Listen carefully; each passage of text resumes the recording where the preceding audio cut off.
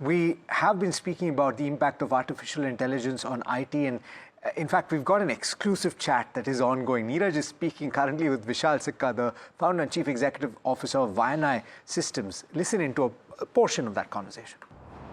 One side of the reality, and therefore you see the impact to services, you see the impact to several kinds of software like workflow software, or today there is this thing around COBOL migration or cybersecurity, or even things like what you do for developer productivity around various kinds of mundane tasks that used to happen in software tools.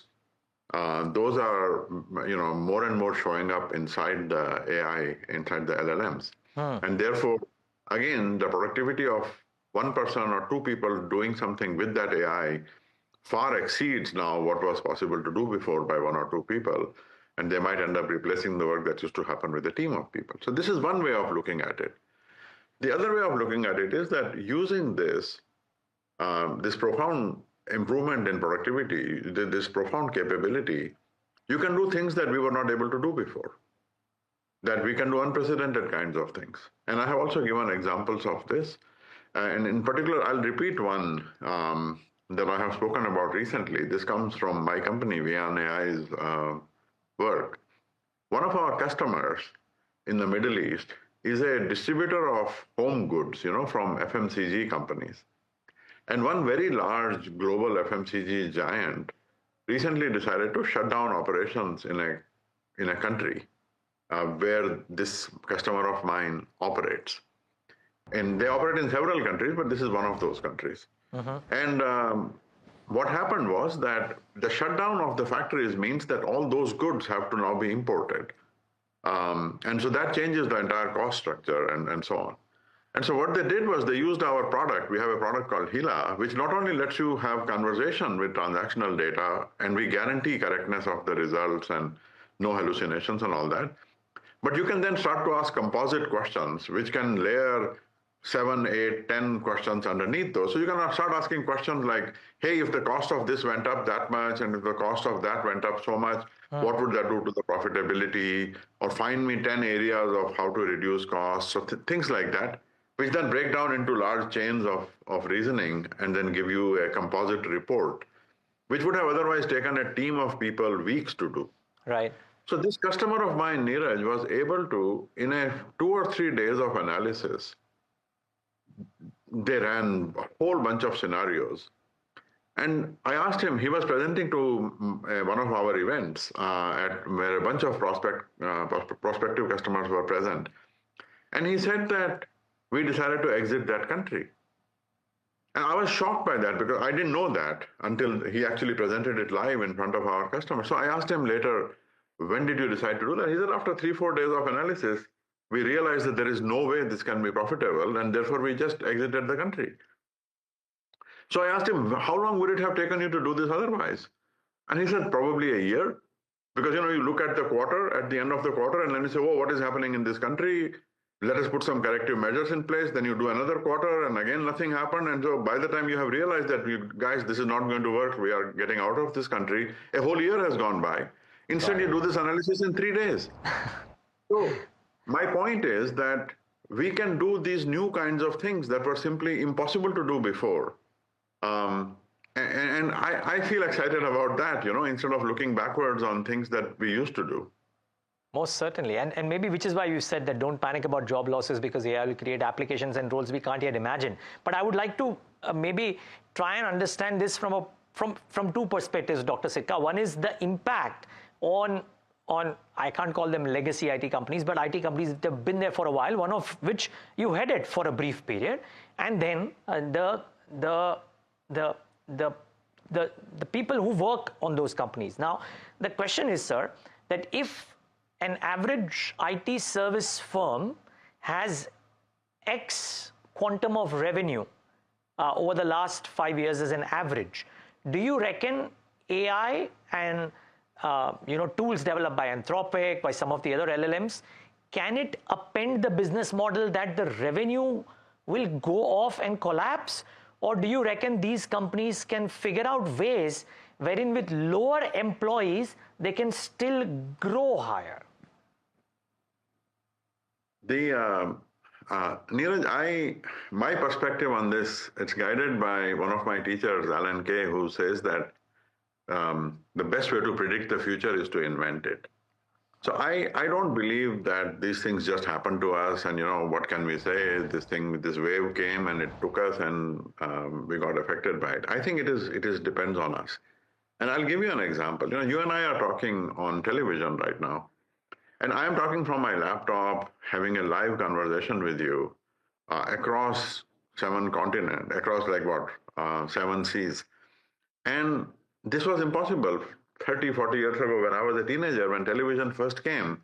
The routine that we used to have was that the newsreader, some famous person who were celebrities, would literally read from a piece of paper like this, Sure. What is the point of a television when you have to read something from a piece of paper? I can just as well take radio and put a picture of the person of Neeraj on it and say, hey, now I'm listening to Neeraj talk.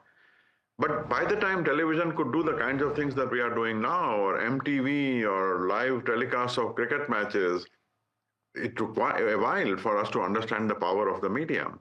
And so it is very natural when a new medium comes that we look backwards and say, oh my goodness, what is this going to do to the farmers? What is this going to do to the stenographers? And the farmers, the manual farming is gone, the stenography is gone. And so first of all, this is natural. What is different this time, I think you can argue, is the speed at which all this is happening. Just compared to last year, we are in a situation where things are very different.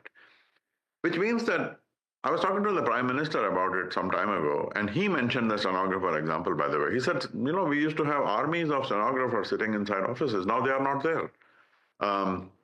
So all these jobs routinely disappear. Agriculture has had perhaps the most profound change over the last 100 years. That we used to have 97% of our economy was based on people working in agriculture, and now it is less than, in the US, it is less than 1%, and you still have an obesity problem. And so, the thing about it is that the transition from one category of jobs to another category of jobs happens all the time. One thing declines, the other thing rises. And we, by and large, manage to make that transition quite successfully, partly because we have a bunch of time to do that, to retrain people, to reorganize the workforces, to reorganize the business models and all that. I think the change here is that this is all happening much faster, which means that we need to be much more agile and bold about embracing this. I used to talk about this, 10 years ago, 11 years ago. If you read my shareholder letters and my speeches from that time, they were all about it. And it is here now. And it is happening at a breakneck speed, because these big model companies have money to make. They are in pretty deep holes with large amounts of funding raised. So they are not taking any prisoners. So the long answer, that's a long way to answer your question, which is that, yes, we have faced transitions like this before. Yes, it is happening much faster than before. So the windows are smaller. That means we need to act faster. We need to be bolder. But it can be done because we know that new categories of applications are in front of us, which can deliver tremendous value. So how fast can we abandon the parts of the business that are sinking, and how fast can we jump our workforce onto the new things that are growing is going to define the winners versus the losers. I cannot say to you X percentage of companies will not make it, etc. But I think it's a foregone conclusion that many of them will not make it and many of them will make it. The ones who are able to make this transition are going to have a wonderful future for the next decades to come.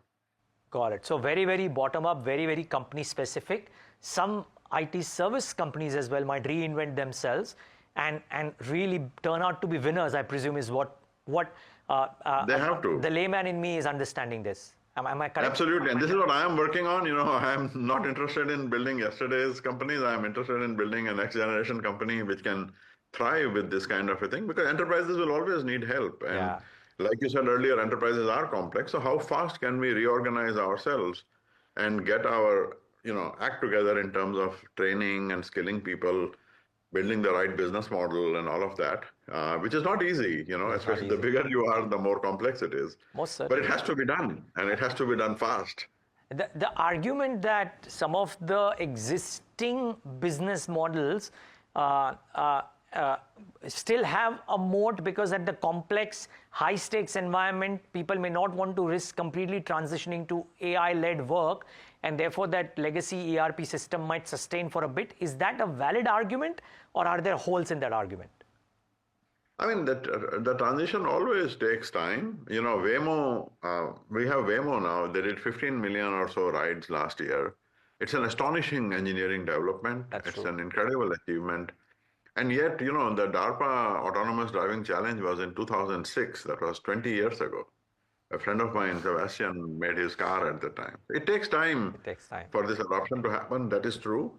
But at the same time, you know, I see I'm on several boards, and I see every company who is putting pressure on because they expect their own teams to deliver more productivity because of AI.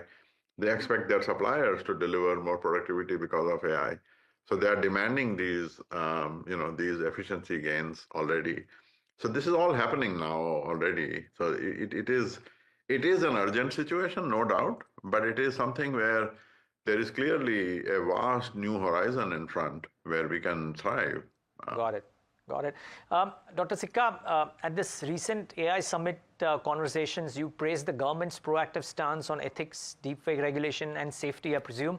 But you also stressed that India must build every layer of the AI stack itself rather than rely on others. Now, my question is, sir, is India late? Or do attempts like Sarvam and a few others give you hope? And also, given AI's massive energy compute demands, what specific foundational investments you believe should a country like India do?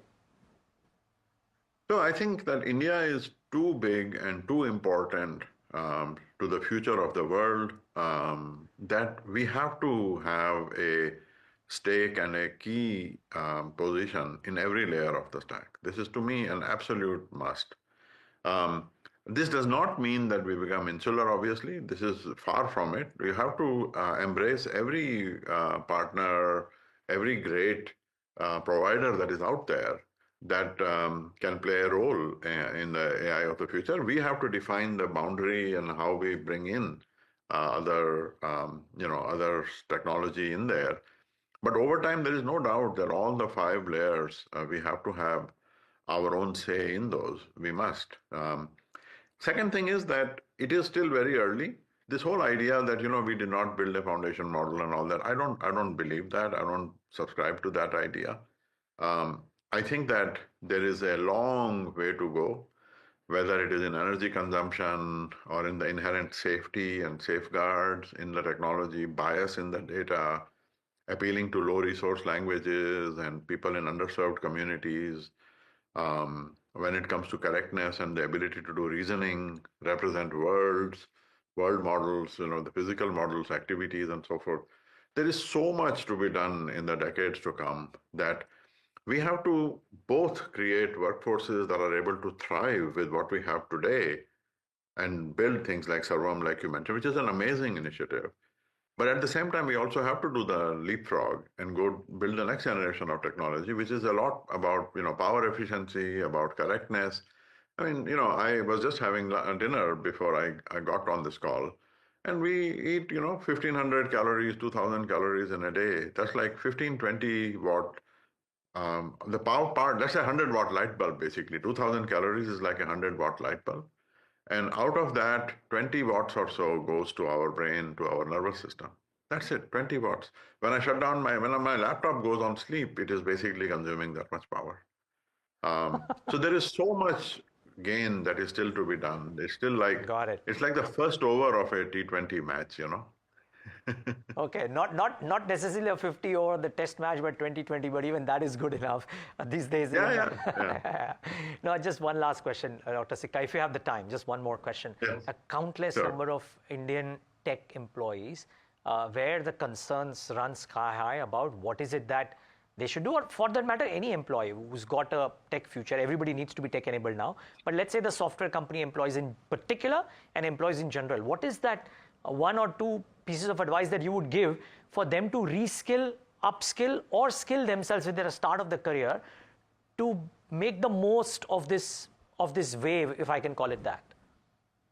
Learn AI, learn what it is, learn to understand the underlying technology itself, learn to use it, and use it to solve problems that are breathtaking.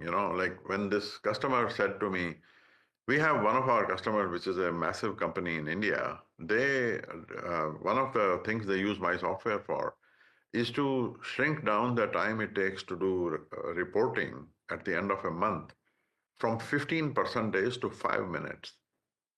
You have a technology that you can use for a CFO to change their reporting from 15% days to 5 minutes. And the CFO told me that, Vishal, why would I waste 15 days of my employees' time if I can do this thing in 5 minutes? Wow. And this is reports that he gives to his board, to his audit committee. This is one of the iconic companies in the country. I cannot name them, unfortunately, yet, but why wouldn't you solve a problem like that?